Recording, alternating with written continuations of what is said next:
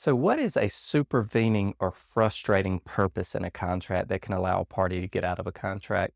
This is very similar to impracticability, but unlike impracticability, it deals with a party's expectations under an agreement rather than the individual's hardship in performing the agreement.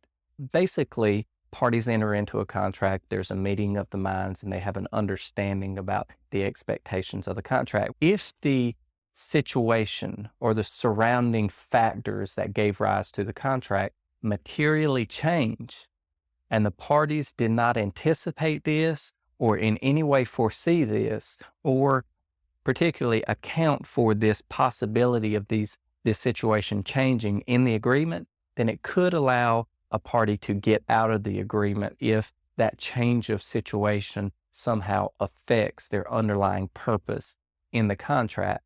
So to give you an example, say you were to rent a retail location in a building, and then afterwards the location where you rent the store is located is rezoned, or there's a change of traffic flow or some change that causes the area to completely change.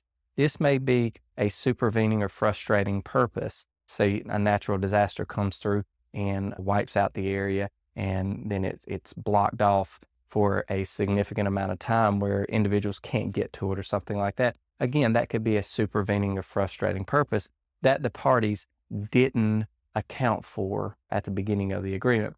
Another good example would be, say you hire someone to give you piano lessons, and then you have an accident and you cannot physically do it. You now have injuries or handicaps where you can't do that. Someone can still teach you to read music and how to play the instrument, but your purpose behind it of that you would actually learn to be able to do it yourself and to become proficient and practice at it might have become frustrated. So again, it could allow you to escape from the contract under certain situations.